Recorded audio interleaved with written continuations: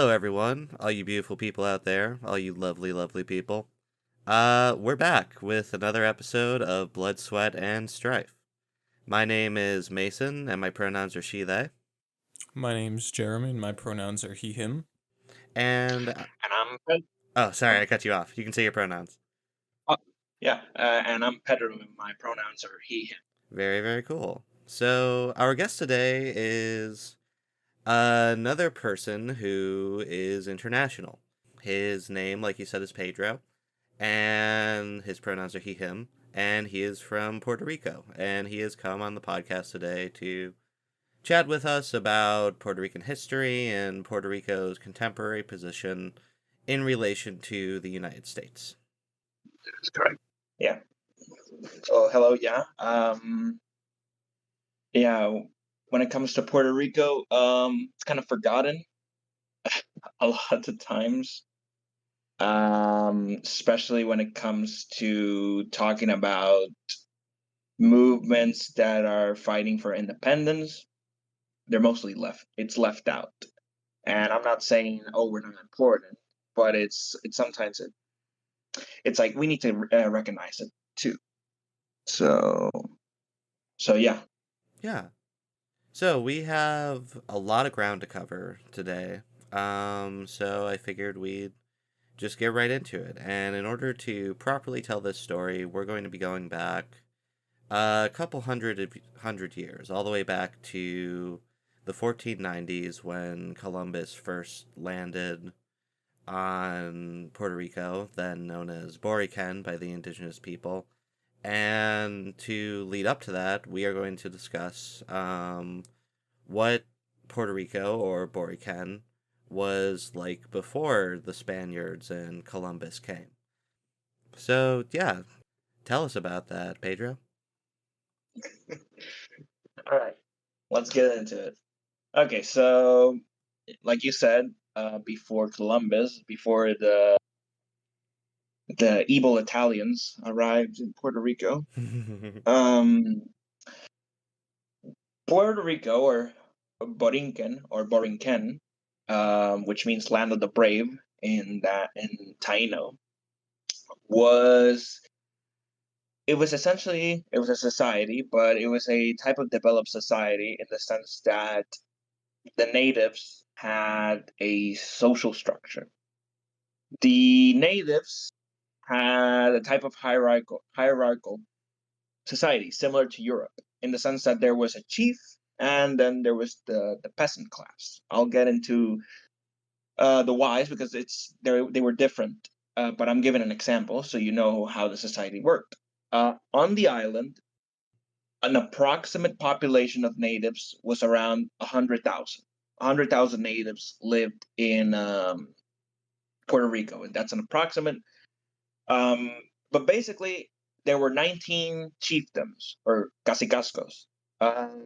All of them had their leaders, and basically, in each one, there was a society at work. Basically, each one, like I said, had their leader, a cacique, which was the person leading and had all the power of the Yucayeco, which was the town or the village. You had the Nitainos, or sorry, the Boike. Nitainos goes after the other one. The Boike were like the doctors, teachers, because they would educate the young about their history through el areito, which was a ceremony, and they would also cure diseases with medicine, and they would use it was a drug, but they would use it to communicate with the gods, and they would meet with the cacique and the Nitainos, which were like the noble class. I'll get into them right now to communicate on what to do, the decisions on the chiefdom. Now, the Nitainos, like I said, were the noble class. They were also warriors, the people who delivered justice, and they also assigned the jobs. They were essentially, since they were the warriors, um, they would be also selected to be cacique because the position of cacique was hereditary. Basically, there would be an heir, but the heir would be I'm pretty sure it's the nephew of the cacique's sister, and it was supposed to be the oldest. If there was none, then the Nitaina would take the position. And obviously, Mm. last but not least, the working class, which was in Naboria. They basically worked the land and everything related to agriculture, fishing, also hunting. However, this wasn't like feudal Europe. They had some sort of freedom, and they it was a kind of like a communal town because they all worked the land and they would provide for the whole town. So it wasn't like they weren't providing for a single person, like a lord or something that would take most of it and leave them with nothing. It was all embedded in the community, and it said that each town or village could sustain itself because of the system. They worked, and what they planted and what they caught would sustain them for a long time. If they Hmm. couldn't get something, they would trade with the other tribes across the Caribbean. So yeah, that's kind of like the basic of what was Borinquen before the Spaniards. Okay. So the caciques were basically the leaders of the village, and they did have a laboring class under them without the power and the privilege that the caciques had, but it wasn't necessarily the same type of relationship that a peasant had with their feudal lord over in Europe, right? Exactly. Yeah, exactly. It wasn't an exploitative type of system. There was they obviously didn't have like the freedoms that we have now, but obviously they weren't you could say abused or even taken of everything if they didn't provide enough because they were all doing it for the same thing to help the community. Hmm. So yeah. Yeah, Um mhm. that's really fascinating. Like, I find that, like, when we look into societal structures prior to colonialism and prior to the imposition of, at the time, what was essentially feudalism or capitalism. I think during Christopher Columbus's time, that was like really the emergence of like mercantilism. But when we look back Mhm. into how these people lived their lives prior to being invaded and being taken over for the profit of another group, you find a lot of diversity and you find a lot of lifestyles which almost feel more in tune with human nature Yeah. in the sense where like we all naturally want to take care of each other. We all need food, water, and shelter. And in these traditional like communal societies, people's needs were met because these resources were in abundance, and the colonizers clearly recognized that, and they were able to use their resources in a way that sustained everybody. Yeah, and now that you mention nature, something I forgot is that unlike when the Europeans arrived, the Taino and their descendants were known to most of their religion was based around nature itself. Hmm. But apart from that, they would hunt. Obviously, they would hunt manatee and other sea creatures and stuff like that. But there's a difference. The Europeans hunted for sport, not for sustenance. The Taino, they hunted when they needed to. So it was like, for example, they wouldn't depopulate the entire area of a certain species. They would only do it as necessary. It's obvious that native groups, and not only in Puerto Rico, but in practically the entire New World, um, they they had a preservation of their surroundings. They cared for it because it was their home, and they felt connected to it. Hmm. Definitely, yeah. I think there's a lot to be said for when it comes to, not that I'm an anarcho-primitivist, um, but I think there's a lot to be said when it comes to the topic of like trying to live our lives in accordance to what is best for the planet, because like we see this all the time with like fossil fuel extraction and like something like the ivory trade, for example, where you have to poach an elephant to get the tusks. Like there's a lot of very profitable things that are just bad for the planet and bad for our societies. And Yeah, exactly. it would be a lot more ideal if we could live our lives in a way where we are not actively pulling the rug out from under us and destroying everything. Yeah, there needs to be preservation. If there's not, then this planet's go is gonna go to shit essentially. Yeah, So, definitely. Yeah, yeah, I mean, yeah, I mean the problem is the profit incentive, capitalism, and all that. So yeah, if we take the rug out of that, then maybe we have a chance to live essentially. definitely. Yeah.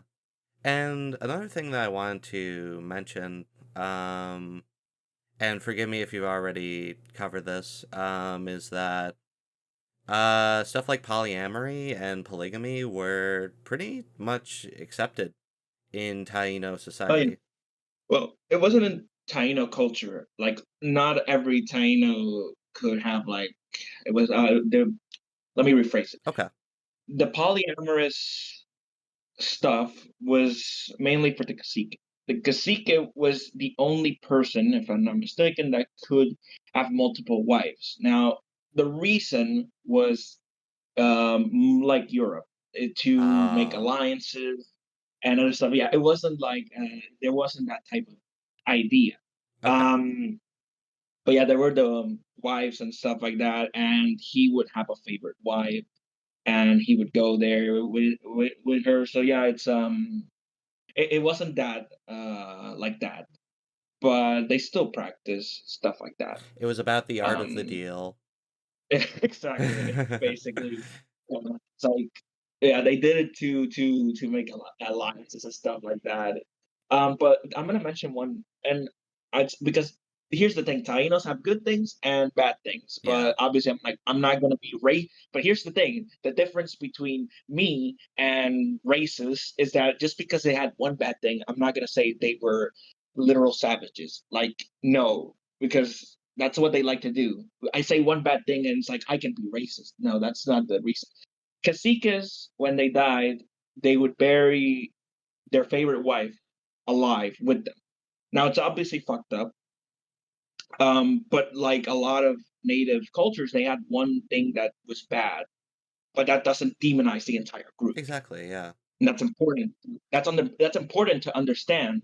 And for a lot of people out there, because it still happens to this day with various groups, examples like Palestine, that because they have one bad thing, we can justify entire genocide against them. Yeah.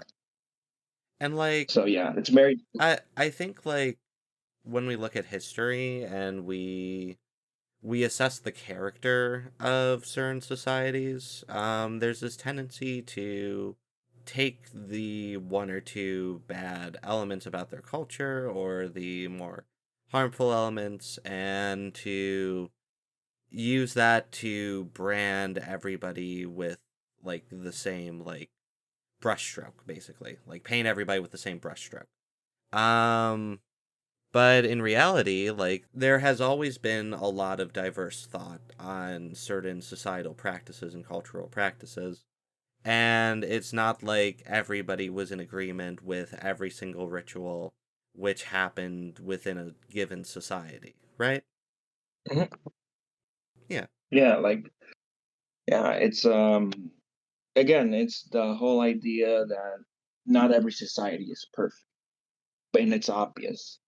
But that doesn't mean we have to literally kill them because of that difference. And it's sadly something that still happens to this day. mm-hmm. So yeah, Yeah, but yeah, and we're gonna see that when the Spaniards arrive, because the the stuff they did. I'm not gonna mention all of it, but there are some stuff that they did that basically tells you everything you need to know what they wanted to do when they first arrived. oh, definitely. They saw dollar signs. Like, that's Really, that's what it comes yeah. down to. They saw an exploitable population of people who were less technologically advanced than they were, and they used that advantage to basically enslave them. And that gets into the first invasion of Boricua, or Puerto Yeah. Rico. So initially it was Columbus that came, right? Yeah. Yes. Columbus was the first person that arrived. However, not popular belief. He arrived on his second trip. The first trip he arrived, I'm pretty sure it was the Bahamas and parts of the Dominican Republic and Haiti, if I'm not mistaken. So that's where he first arrived. In his second trip, he then came to Puerto Rico and basically founded the island as San Juan Bautista, which was the original name of the island that was given to the Spaniard by the Spaniards. Sorry. Hmm. Yeah. But when Columbus came, and I'm gonna try and see if I have it in my notes. I'm just gonna mention one thing because I have it saved. Uh, the what is it? The what he said. So he has a diary which you can look up and you can search it, and it's the Diary of Columbus, and he basically details everything. That and the letter he sent to the King of Spain, or I was gonna say Catalunya. No, Castile. Sorry, Castile, the King of Castile. Um, he basically sent that letter, and both of those in his diary and in the letter, you can see the language he uses. In the letter he sent to the king, he basically says that they can conquer them and use them as a workforce. And in his diary, he literally says the worst, and it tells you why the natives attacked them later on, because a lot of people like to think that the natives attacked them with no reason, and that yes, they did bad stuff, but it wasn't enough to justify them attacking them. But what Columbus writes, literally the minute they arrive to the new world, they literally capture native people that were on a canoe, like they were just minding their own business, and then they get snatched by these people, like it's nothing, and they keep them captive. So they tell them, you're going to show us around. They couldn't understand them, but it's like they wanted them to show. Spaniard wanted them to show them the place, and it's kind of fucked up because the first thing they did was already number one. They kidnapped people. The second thing they did, which was also horrible. Oh, I mean, everything was horrible, but like once they arrived proper and landed and started setting up stuff, they met with the people, like the leader. Already Columbus was talking shit about them, racist stuff. That's where you get the famous. I'm pretty sure it's from the diary where you get the famous quote that the native grabbed the sword by the side that could cut, and the native cut themselves. That's a very famous one because it basically is used as that, like they knew that they were inferior, but maybe the native just didn't knew. Like, we're not gonna assume that they were dumb because of that, and it's dumb to make that assumption. Mm-hmm. The other thing is that Columbus then, like, I think some days passed, and there was a native girl. Again, it's just horrible. The language he uses is they describe, especially the women. They describe them as objects. They Yeah. describe like this what's the word, like fetishism. I can't say the Fetishization. word. Exactly. And you see it clearly when they're talking about the females. And he goes into detail on, because he gave this woman to one of his first officers, I'm pretty sure. And this man, he wanted to have his way with her. And she didn't want to. So he beat her up to the point that she was unconscious and had her way. He had his way with her. Jeez. Like, yeah, no, and it's very grotesque because it's like it's horrible because it's like from the very beginning they arrive, their intentions of being peaceful are not there. They want to make it seem like, especially history nowadays and conservative history, they want to make it seem like Columbus was the good guy and what they did was good, and that they had peaceful ambitions even if they did some bad stuff. That's a lie. Yeah. They, from the very beginning, had ambitions to conquer. Because remember, the idea of the trip was to find a route to India. Mm-hmm. So the population on that ship were obviously either mercenaries or people that were getting paid to basically do this type of trip where it would be dangerous and they needed backup. So these are the type of people that arrived. Mm-hmm. They had the intention of to kill and to loot because that's what they came for. And it's fucked up because later down the line, they get mad. Like the sailors that were with Columbus, they get mad. But you want to know why they get mad? They get mad because Columbus was going fucking crazy and he started executing some of his men. Oh wow, I didn't know that. Yeah, he started executing. By the way, that's the reason Columbus later, like down his fourth and fifth trip to the New World, he gets his titles taken away and stuff like that by the Spanish crown because he started killing Spaniards because he was going crazy with power. I see. Yeah, but nothing about the natives. Only him killing Spaniards was the tipping point. But yeah, Yeah. Yeah. again, but yeah, it basically shows like the reason they were able to do this stuff is from the very beginning they showed no mercy. They didn't consider these people human. And because they dehumanized them and they didn't consider them as human, it made it easier for them. Because I don't know, I try to put myself because I remember when I was in a college class and we were talking about the Diary of Columbus and all that. And I remember I tried to put myself in the shoes of one of these people. And just the idea of and I'm gonna give a trigger warning, a real quick trigger warning, because I'm gonna say like a detail that I read, and it was like a detail of a Spaniard taking a baby and essentially bashing it. Jeez. And I tried to put myself in the shoes, and I'm like, how can somebody do this? Like, how can somebody take something so small, a child, and throw it around like that? Like, it doesn't make sense to me, and it Yeah. horrified me because it showed you what these people were capable of and what they wanted.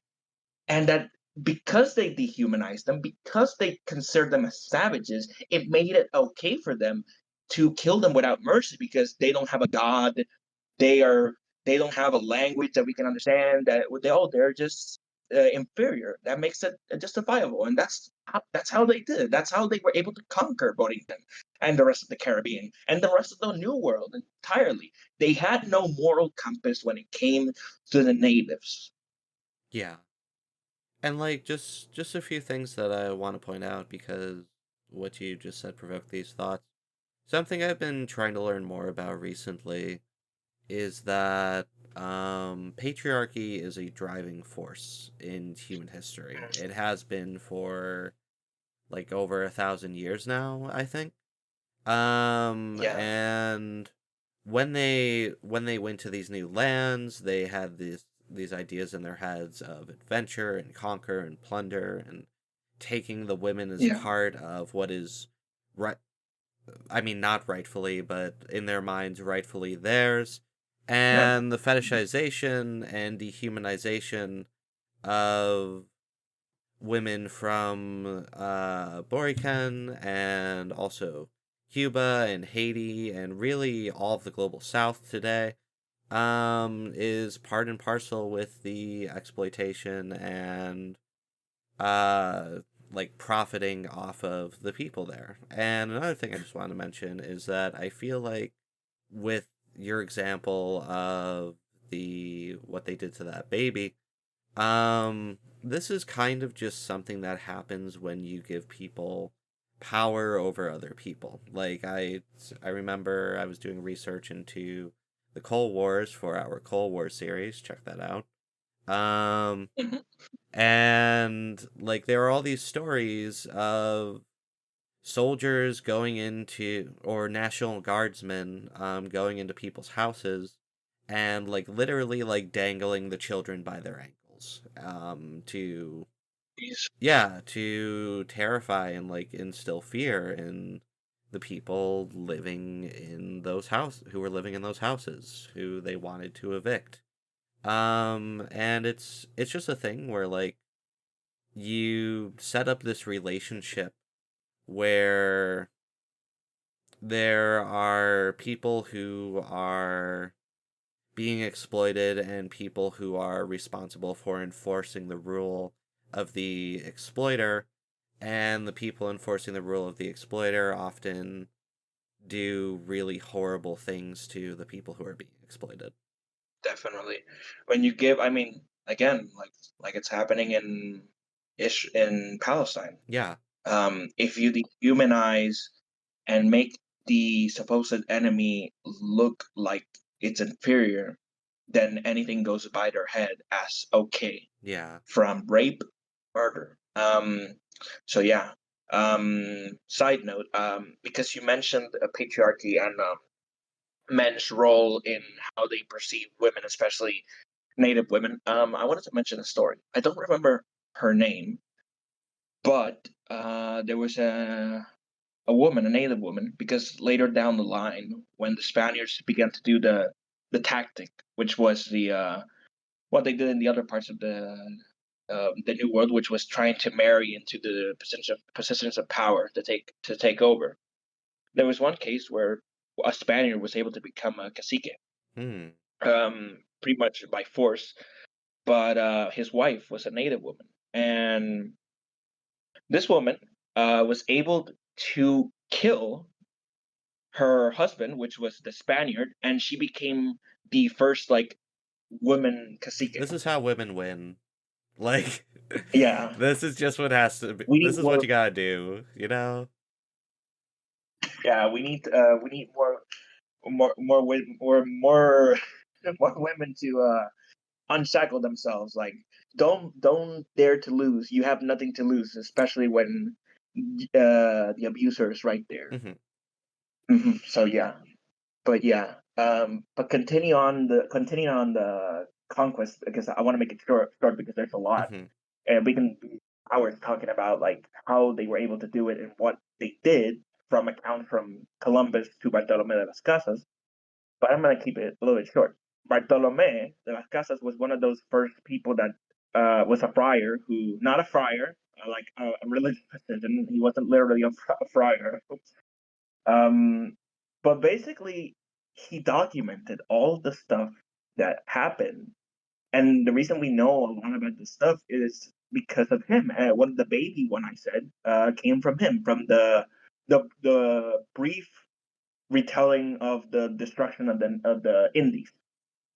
And one of the things he mentions there is the population number. Now, I said before that apparently there were like 100,000 natives in Puerto Rico. Now, he mentions in a very short paragraph, because he wasn't in Puerto Rico for a long time, but he mentions how from 100,000, well, he mentions 600,000 apparently that they were in Puerto Rico, and I'm pretty sure in I think it was either the Dominican Republic or Jamaica. I'm not sure, but he mentions that from 600,000, there were only about 200 natives left on the island. Holy shit. No, yeah. And even if those numbers are real, or if the 100,000 one is real, it's incredible and horrifying to see that from a population of about 500,000, almost none of them were left. And it shows you the brutality, because not only did they die by the Spaniards' hand, they died by disease as well, and hard work, because the Spanish made them work as slaves in the mines. Yeah. So it shows you the brutality. They did not care. Like, there was a story Bartolome said about a Spanish like he was he was a military leader. He was leading, because this was around 1500s, like after like Columbus and all that stuff. Like around 1500s is when Puerto Rico starts to become like this type of settlement for the Spanish, when they start building their empire in the New World. So he tells that the Spaniard, he would get 200 natives, right? Yeah. And they would work the land, and most of these natives would die in about 3 months, and he would be left with like 20 of them. Wow. So yeah, like they would force them to their deaths. They would work them to death, because that was the point of it. And the only reason this changed sorry, the reason it's changed is because they passed a law in the Spanish courts. The whole story with the Queen defending native rights, and thanks to Bartolome, this happened where they basically abolished native slavery. Mm-hmm. Now, what did they do? Um, Instead of natives, they replaced them with Africans, Yeah.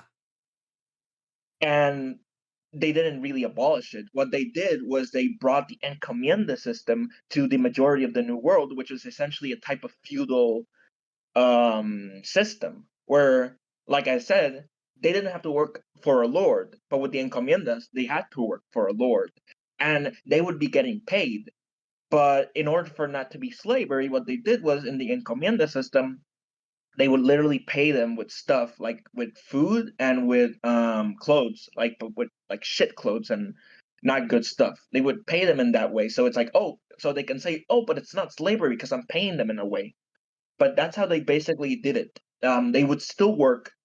The natives would still work, and the Africans who would work, or better not work, they would be forced to work as slaves in other parts of the island. Yeah, and this this importation of Africans was something that would go on for hundreds of years.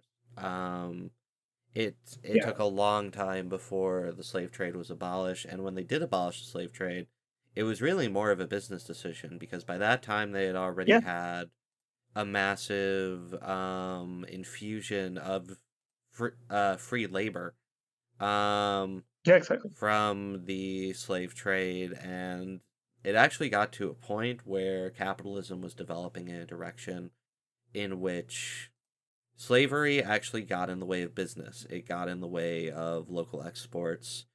Just it makes more sense to leave the people in the country where they already are and have them harvest resources from that country for your little imperialist scheme.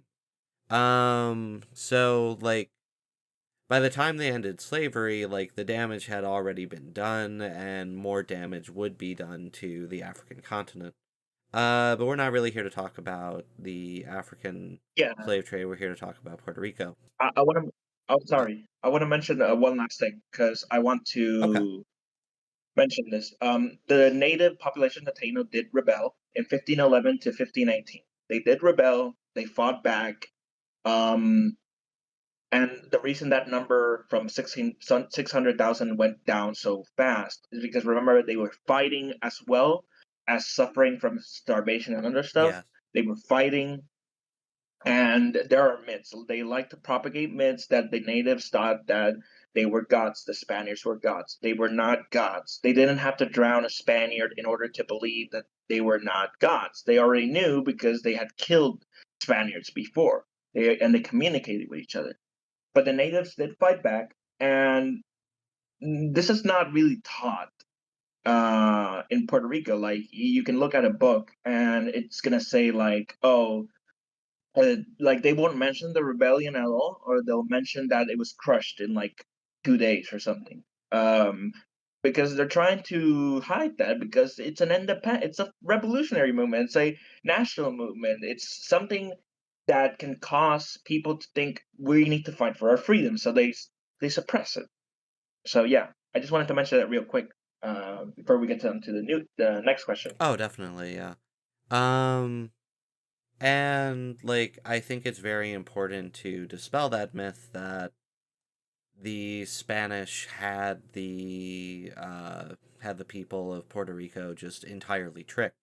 Because if you're operating under this assumption, you're basically operating under the assumption that the Spanish were just smarter and superior to the people of Puerto Rico, and that wasn't the case. Basically, yeah, I mean that's the myth. So the whole they were gods is basically that. Like, who else but the Europeans to tell that they arrived to this place that nobody knew about them, and all of a sudden they think they're gods? Like, it's the same thing. Yeah. It's yeah, it's like white supremacy and the idea that we are superior, so we have to be gods. But probably didn't think that. They probably just thought like, who are these white boys on our coast? What? Why are these weird guys with swords suddenly in my nice little village? Or like, what are they? I don't know. What is this? What is this? Oh God, they are burning up in in the beach. we they'll be too busy tending their sunburns to really do colonialism. It's okay. But yeah, the only the Europeans can go to a place and consider themselves superior without taking into account what the people did. Yeah, definitely. Yeah. So we've talked little bit about the early history. Just to kind of recap. So the Spanish crown invaded in 1493, led by Juan Ponce de Leon, and then Ponce de Leon became the governor of Boricua. He became a top-ranking military official in Hispaniola, which referred to Haiti and the Dominican Republic. And there he was tasked with crushing this Taino rebellion. Um, yeah. And then afterwards, he led the initial colonial invasion of Boricua by the Spanish in 1508. He became rich off of the enslavement of the Taino people, who were forced to work in the fields and mines. And every Taino above the age of 14 was forced to pay gold to the Spanish crown every couple of months. Mhm. In 1511, Ponce lost the title of governor to the son of Christopher Columbus and decided to colonize the Caribbean because he was apparently a little upset and needed to ruin some more lives. Yeah. And then later on, slavery was introduced. So they needed to replenish the workforce that they had because many Tainos had been killed. Mhm. So they decided to import slaves. In 1511, there was a Taino rebellion that lasted until 1518.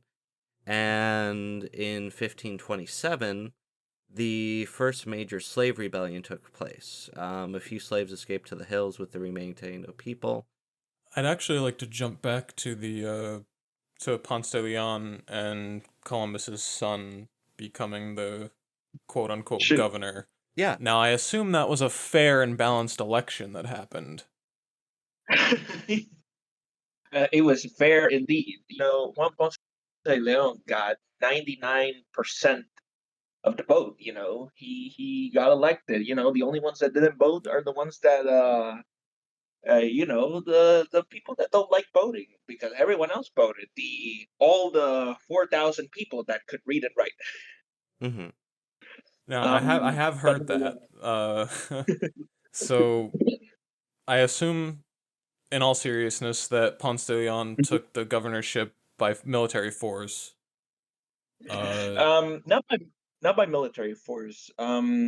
Before he came to power, there were other people in charge. Um, they had a specific seat where you would be in charge of like colonizing the island for 2 years, and for 2 years you had that position. And there were other people, and like you mentioned, the Columbus, or not Columbus, what was it? Columbus, I think it was, he offered Juan Ponce de Leon, if I'm not mistaken, the position. Oh, so he Um, was literally just appointed. yeah, no, he was appointed because I'm pretty sure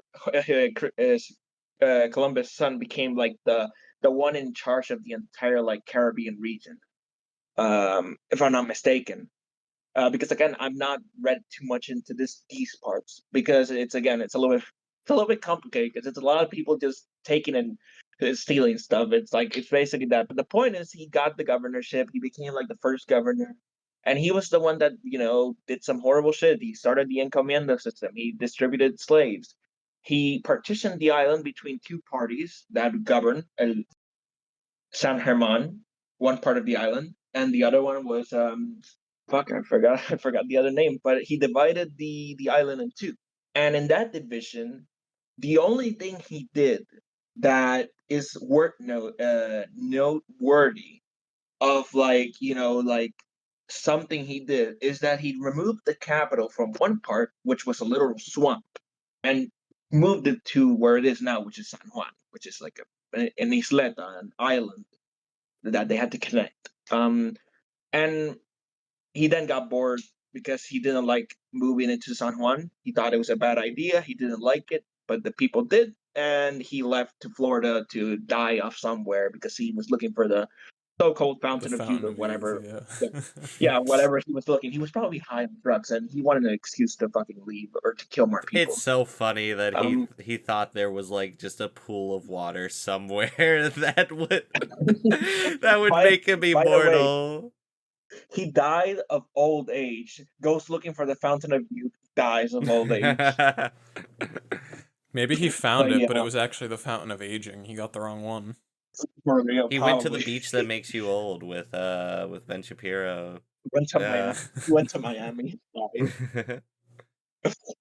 Oh god. But yeah, basically that's the process. I didn't mention it because it's like it's a very tedious process to talk about. But yeah, it's kind of like what happened. But yeah, he basically did colonize the island and he was the one in charge of it.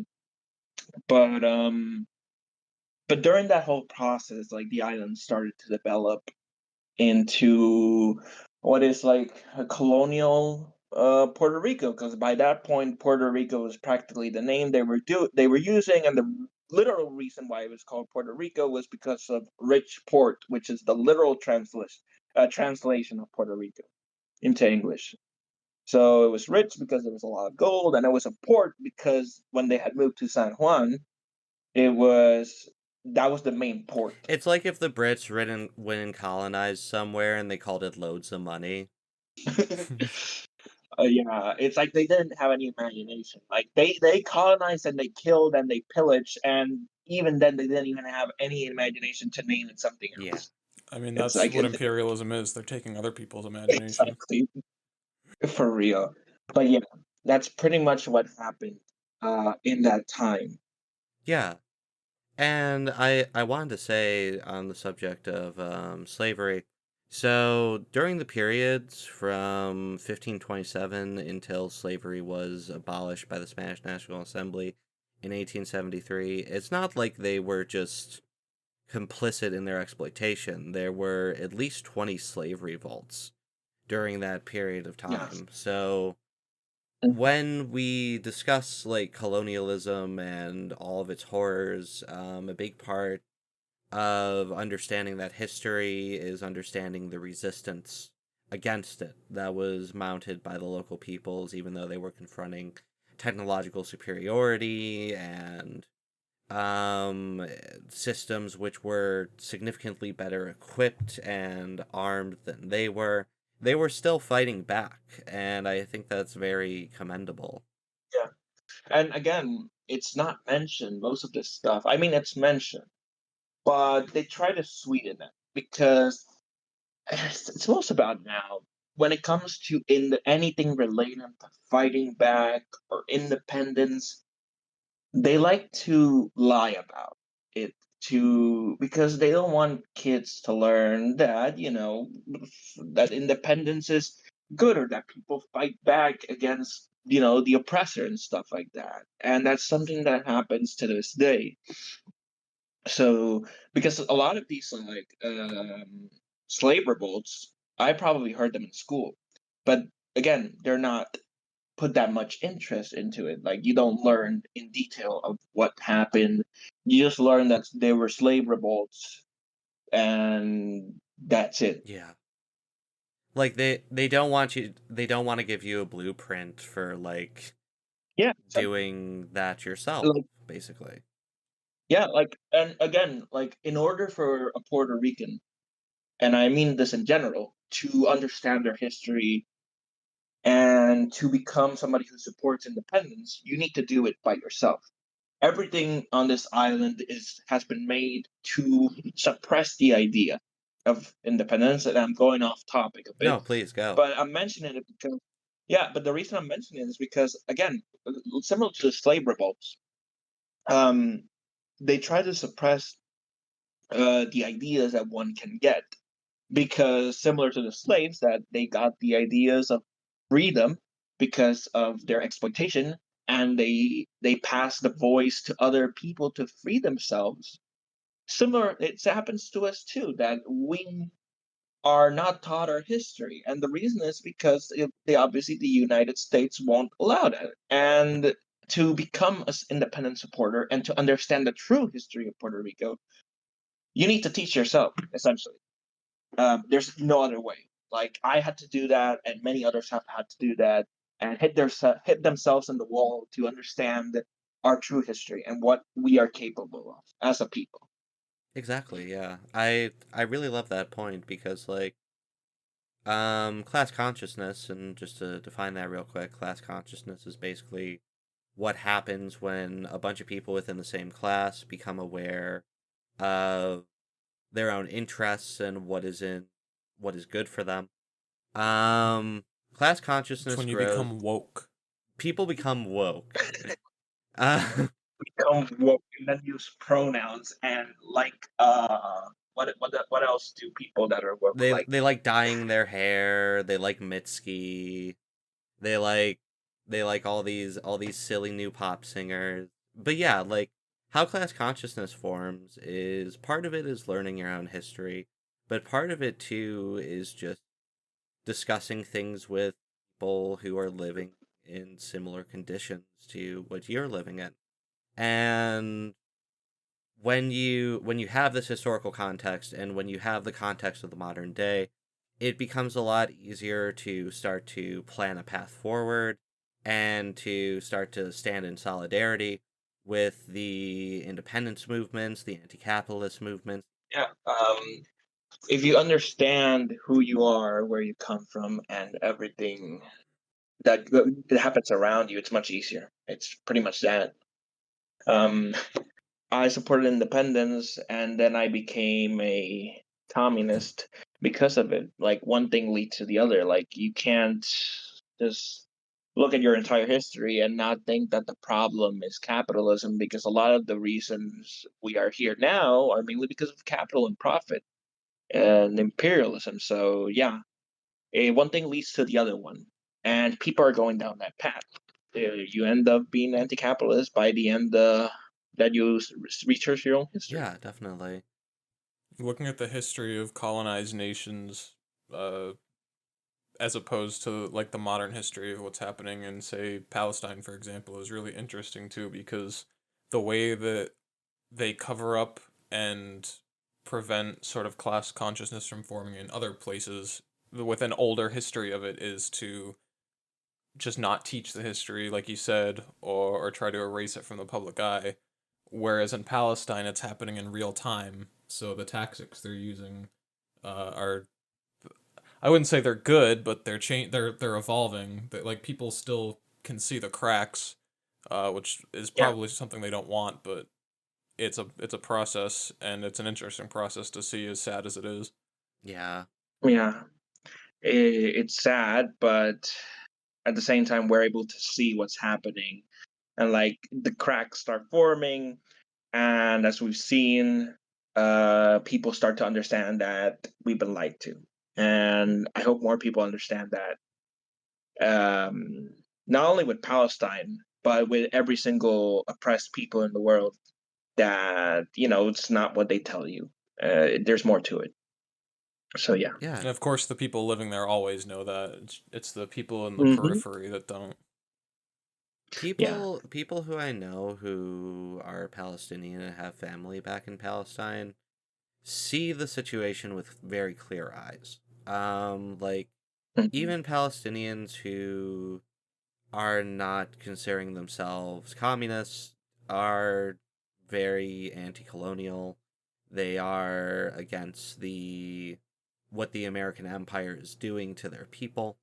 And I think that like when you have that lived experience or you have people in your life who have that lived experience and you have this connection to it, it becomes a lot easier to see like okay, like this is what is causing the people that I love to be living in such horrible conditions. And that's the first step towards solving the problem, is identifying it. And like I've talked about this before, but I am always very impressed and moved by the strength and the determination of the Palestinian people and the members of the Palestinian diaspora who are in my life. Yeah, Palestinians are very strong. They every time they don't give up, and I'm proud of them, and all solidarity with them, and Puerto Rican solidarity, because we like the colonial struggle goes hand in hand with every people there, and we have shown solidarity with them, and they deserve our entire support, because they are fighting a war.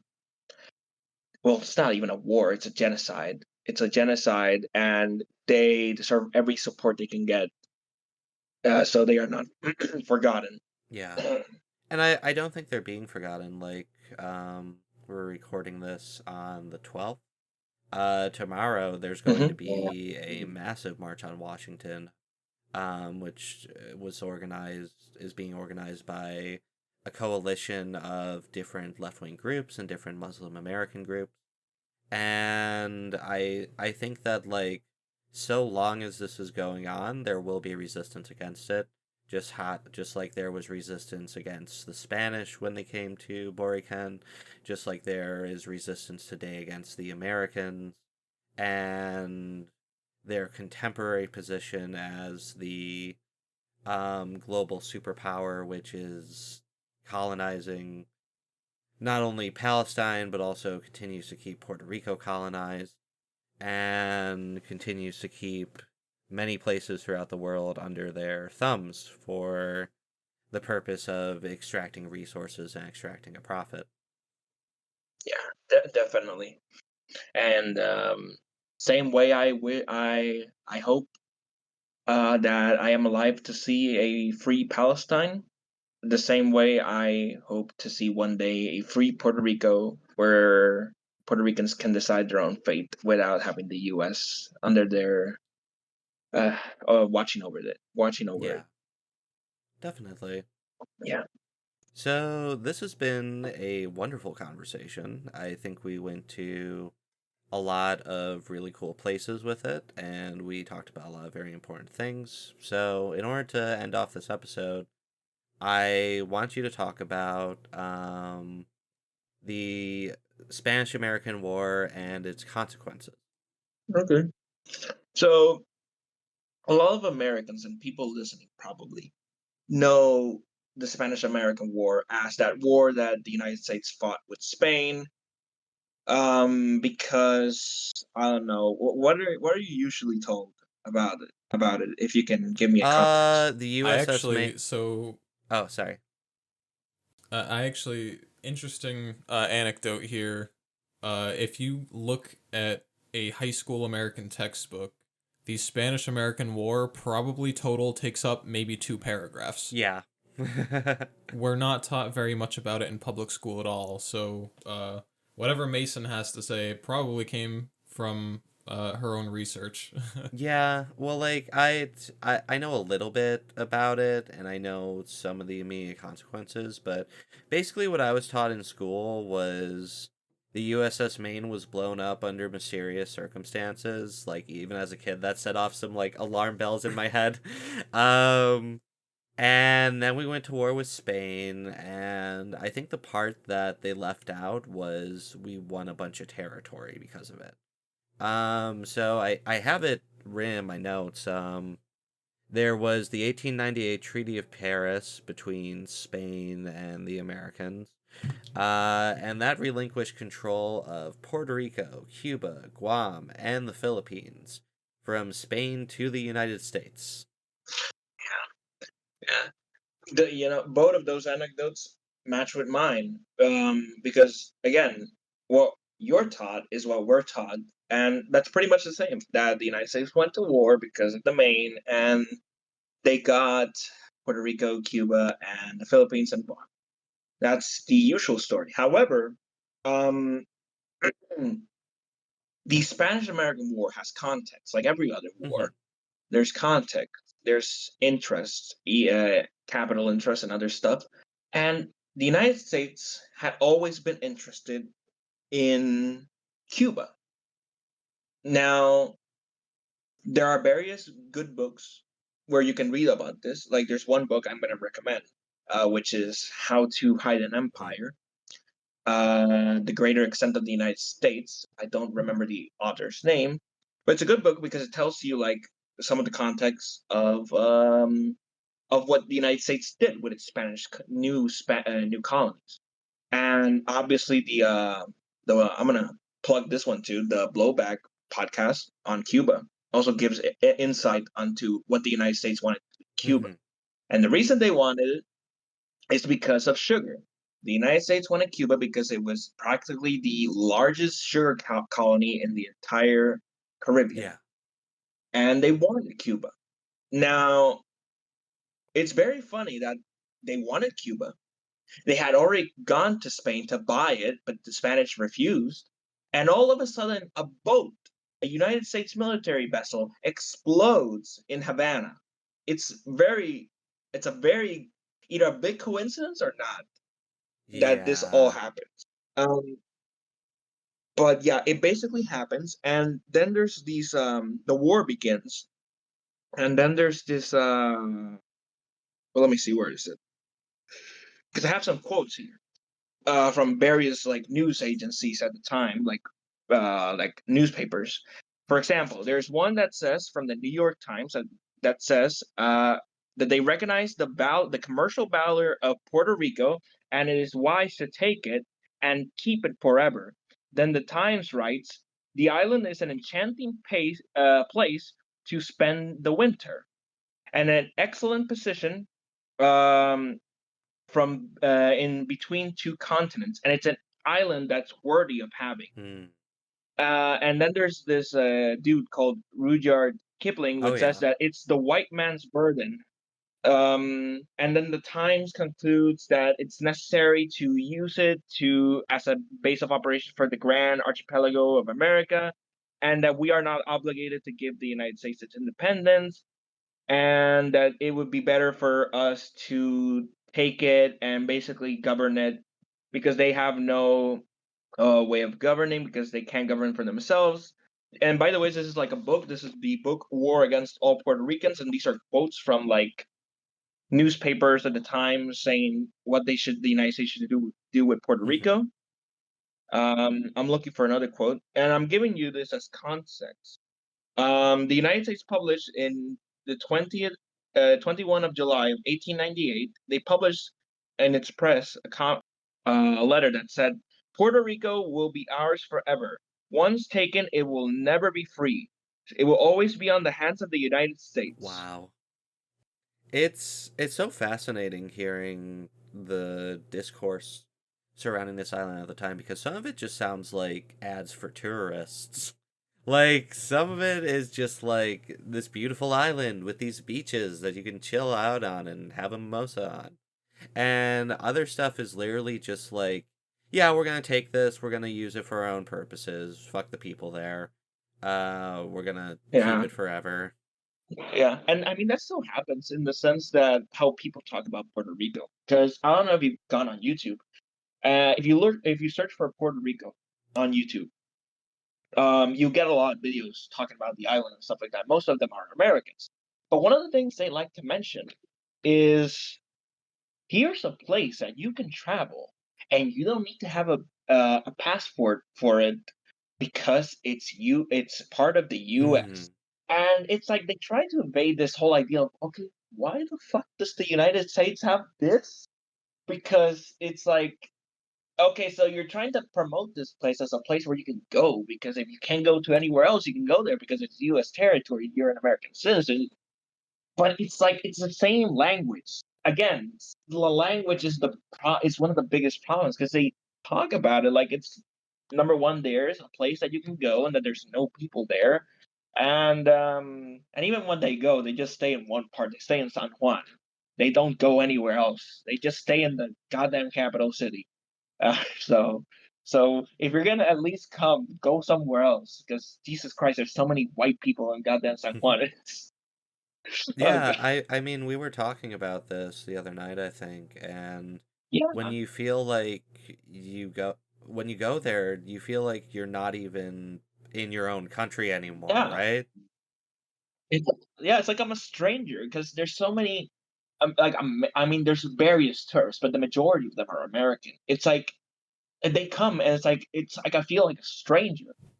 Because it's like I get that the economy has shifted to tourism, but that's one of the biggest issues. By going to tourism, you are incentivizing certain operations that obviously are going to affect the local population. Hmm. And one of those is that San Juan is not San Juan.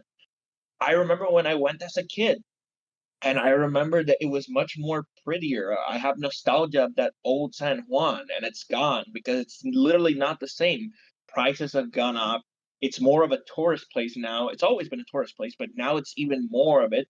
Um, Certain stuff, like for example, there was a beautiful mural in San Juan, which was dedicated to the.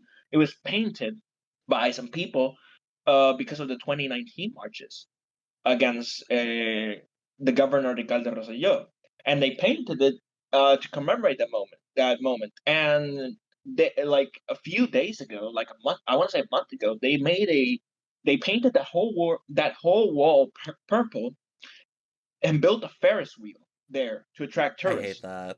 And they destroyed that entire mural, and that's the problem. They are destroying and taking away certain historical stuff because they want to paint a nice narrative to the Americans coming. Yeah. Because they don't want to scare them with this idea of why are they hating us? Because a lot of these goddamn Americans come. Like I remember a fucking video of an American, like two Americans, and it's two white guys, by the way. They come in and they take a picture with like graffiti that says "Go home, Gringo," and they take a photo of it. Like, but they do a selfie. It's like they're making Oh my fun of us in a way. God. Yeah, Yeah. and it's like that's the problem. They want to paint a picture that Puerto Rico is a place that you can come, and you can come. The problem is it's heavily reliant on this tourist industry, and the tourist industry is going to do everything in its power to make sure that it caters to them, not us. Like for example, like one of the like this was back in 2022, I think, or 2023, I'm not sure. There was an ad by the tourist industry, like the tourist company here in Puerto Rico, and they put up like I think it was the word. You know what? If I can, I'm gonna look it up so I can send it to both of you. But it's basically a photo of three people. Two are children, and one is a female, an adult female. But here's the problem: there it says the word boricua. Boricua is the word that we use to refer to ourselves as Puerto Ricans. It's another word derived from the name Borinquen. Now, here's the problem. That photo of them is white. They're white. And here's the problem. It's implying that apparently Boricua people, or Puerto Ricans, are white. And it left a bad taste because they're trying to cater to these people as a sense that, like, that we're white, that this is a place for them to come, that we don't exist. It gives off bad messages. And so yeah, it's kind of like that. Yeah, I mean, it's Um all a consequence of the initial colonialism, right? Spoiler for the next time you're on, where we talk about sort of the comparison between Puerto Rico and Cuba, but Havana was like designed from the ground up to be a tourist destination for Americans before the revolution, where it was just full of brothels and restaurants and casinos. Yeah. yeah, no, definitely. Yeah, there's a good comparison between Cuba and Puerto Rico because it gives you the example because one was like a U.S. protectorate or basically like a colony. It was a colony, but not like Puerto Rico's situation. So like, there's a good comparison to make between both of them. in where one was more developed in that sense, while in the other one it was like more so like a slow process. Hmm. I'm gonna send you a picture because I want you to see it real quick. Oh god, that's horrible. They're fucking blonde too. Holy shit. Where's the picture? Oh, it's in general. Yeah, It's in because, general. Oh my god. and it says live. I don't know. I'm pretty sure it says live boricua, and if you put it that way, it's trying to say so. These are Puerto Rican, and it left a bad. When they published that, a lot of people got yeah. pissed because it was like, what are you trying to say? Because boricua means Puerto Rican. Are you trying to say that those are Puerto Ricans? Because let me tell you something. There aren't a lot of white Puerto Ricans. Like we fall under the the name of white, but mainly a lot of people here are mixed. So yeah, it left a very bad taste when that first unveiled. Hmm. I mean, yeah, this looks like the first time these people have ever even been on a beach. Yeah, if you look closely, you can see how burnt they are. Oh god, that's by the way, unrelated, but that's so fucking funny.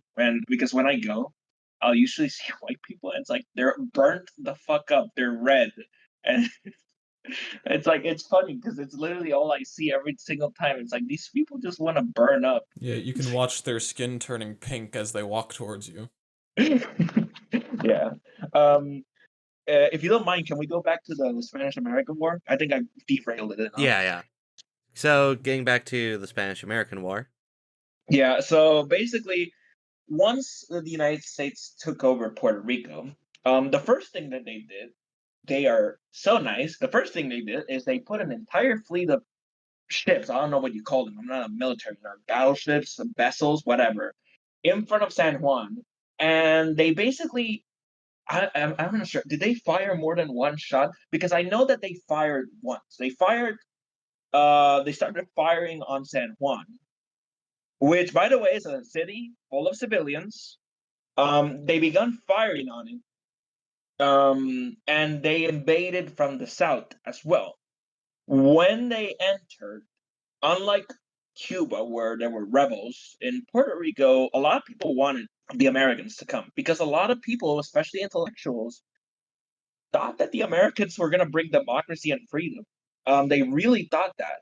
And they supported the United States. Like a lot of political parties that wanted independence from Spain actually supported the United States invasion because they thought, you know, the United States would bring them some form of autonomy. How wrong they were, because immediately after the United States showed its real colors, most of these people turned to independence from the United States. But the Spanish American War, the consequences, the big ones, was the transference of power. And essentially, what was the only time Puerto Rico was about to get its autonomy, it was crushed because before the invasion, the Spanish government had decided to give Puerto Rico autonomy, not out of goodwill. It was mainly influenced by certain events like revolutionary movements that the Spanish Empire had practically died.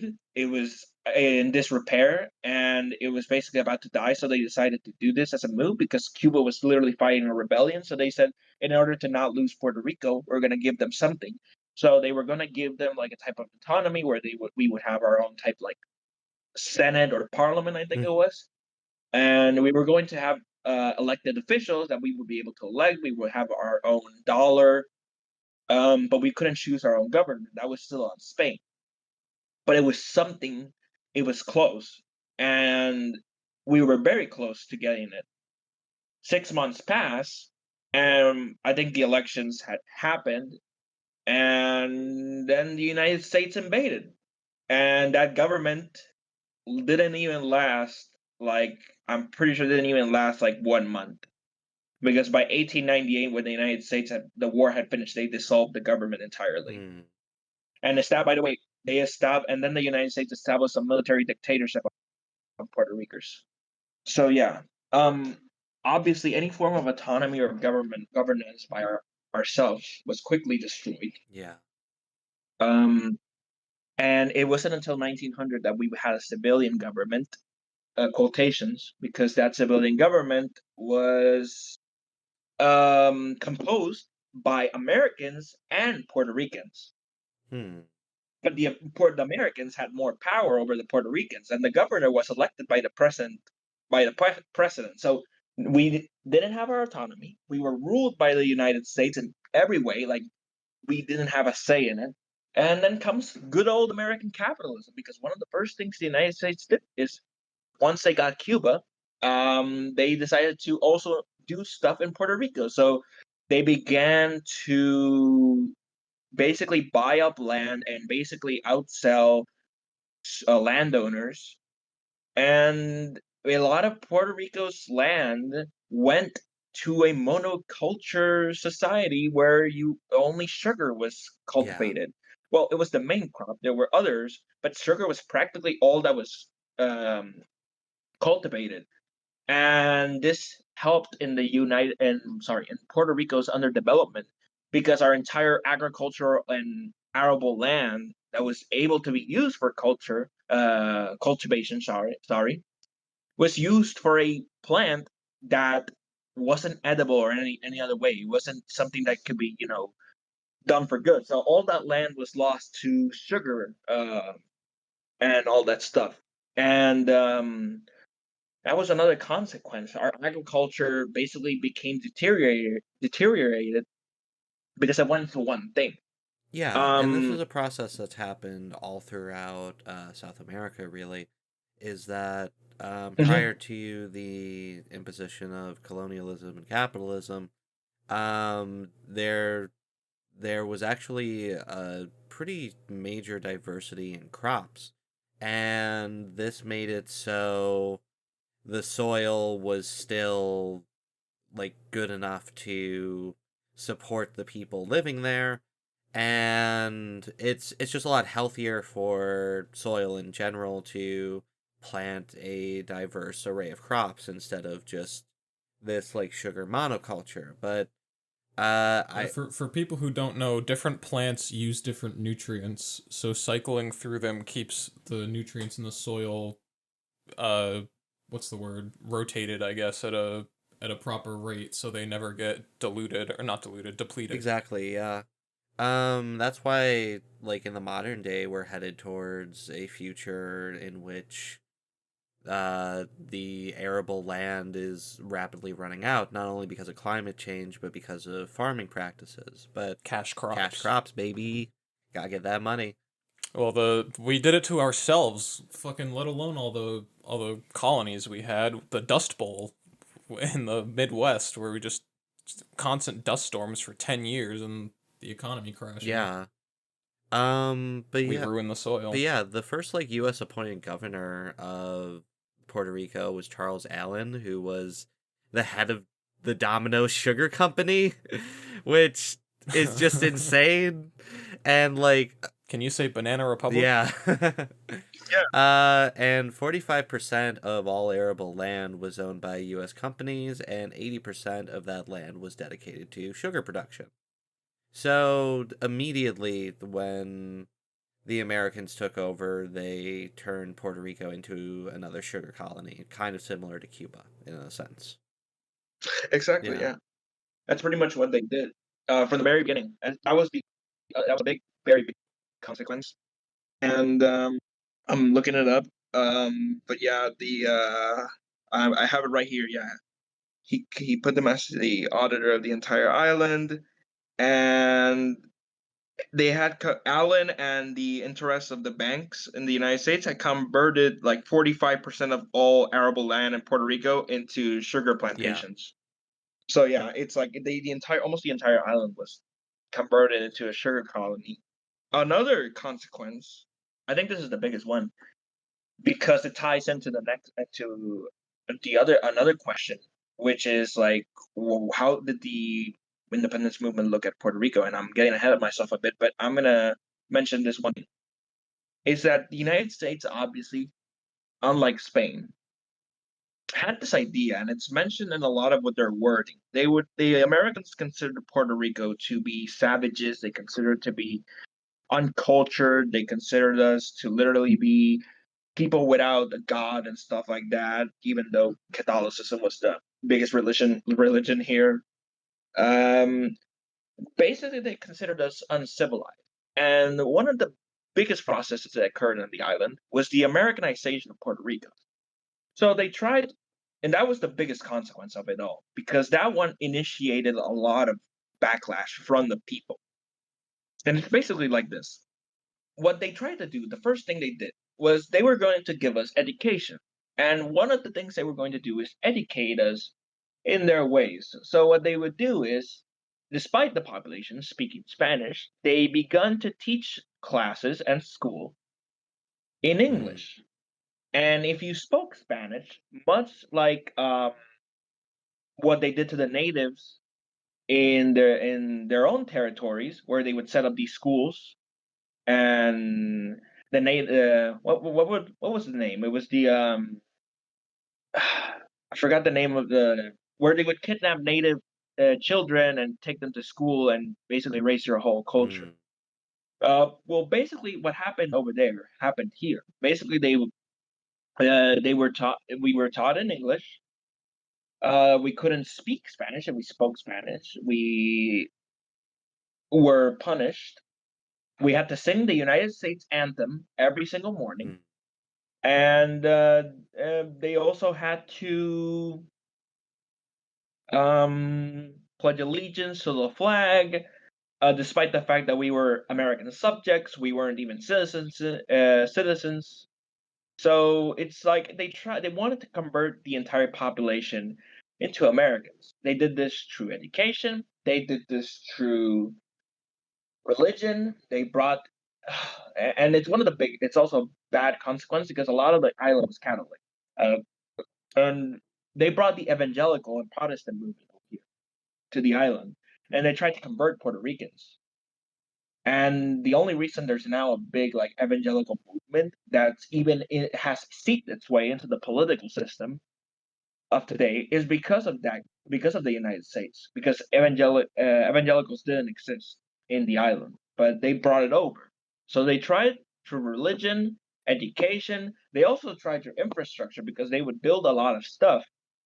And while it was good, it wasn't with the intention of like helping the population. They were trying to develop a colony where the people would work in U.S. Factories making products for the United States. They weren't giving these things to help Yeah. us.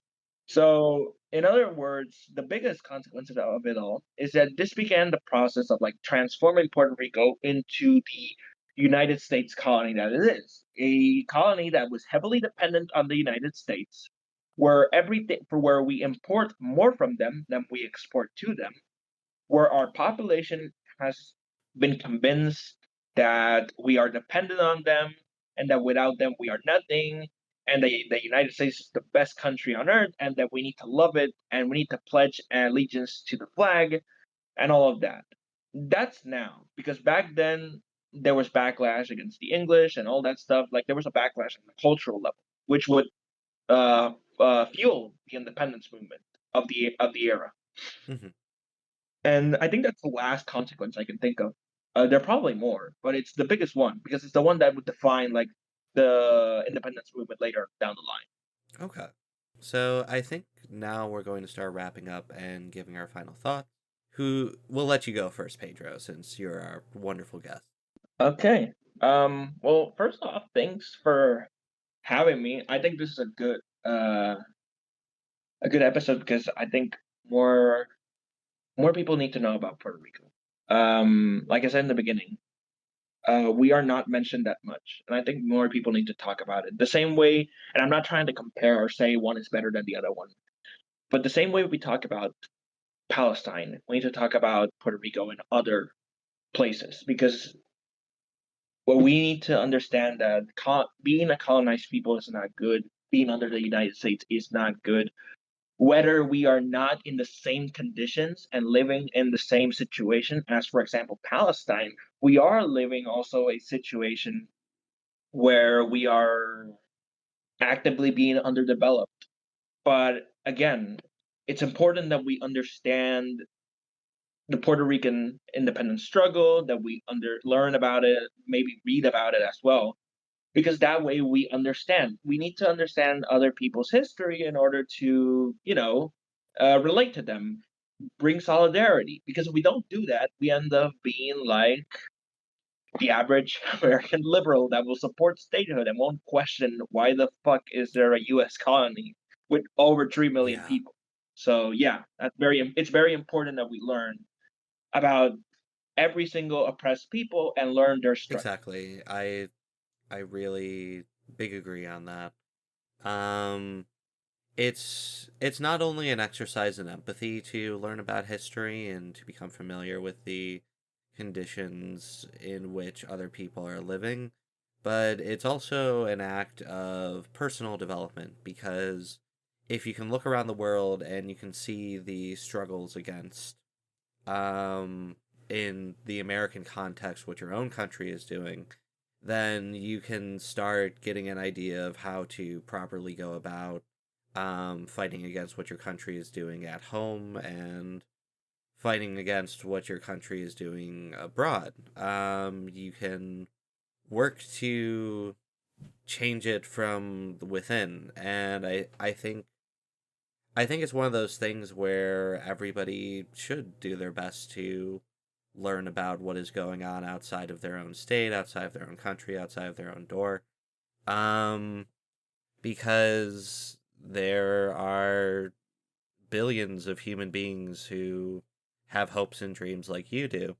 And there are things standing in the way of those people's achieving not self-actualization, because that's a very like psychological term, but those people's achieving an independent and equitable society for themselves. Exactly. Yeah.